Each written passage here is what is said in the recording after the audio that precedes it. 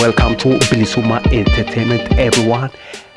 This is a brand new project right here by Bilisuma TV Oromia, Oromo Freedom Song 2014. The songs have to be in 2014 this year. So if you have a brand new song, if you want to be posted here on Bilisuma TV channel right here, where more than 4 million viewers, over 2,000 subtitles, it's still getting bigger right here. Let me know at bilisumatv@gmail.com. It's starting right now. Oromo Freedom Song by Jirena Shifara. The name of the song, Falmi Kai. Falmi Kai by Jirena Shifara. I will see you after this track played right now.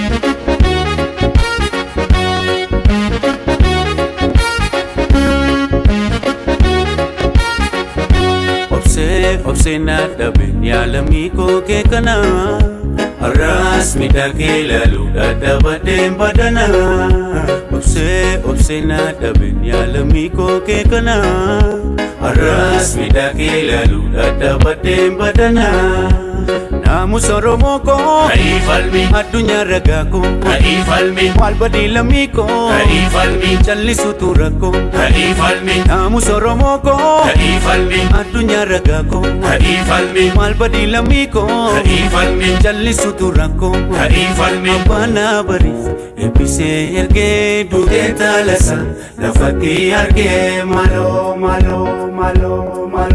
abana bari epise erge du'e ilmasa lafati arge malo Iga politico hai falmi inchalli sinfonco hai falmi Iga polesako hai falmi inchalli sinfonco hai falmi Iga politico hai falmi inchalli sinfonco hai falmi Iga polesako hai falmi inchalli sinfonco hai falmi riranaga Besafe Devi sakaweli Rasasa tae Ijole romo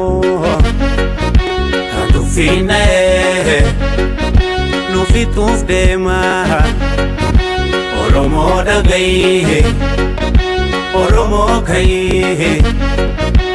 Oromo dagai Karafes damaki Oromo dagai Mirga ke falmi Tokuman waltai Kamaduratifu Garanu kubani Yo harra challifre Ada muratari Kade afalmanu Tokuman samini Oromo kai Oromo dagai Kamaduratifu Garanu kubani Yo harra challifre Ada muratari Kade afalmanu Tokuma samini Oromo kai Oromo dagai Oromo kai Oromo dagai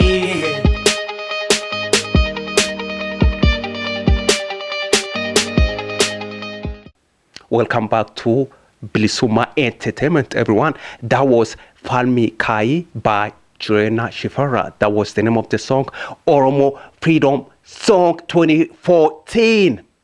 Until next time.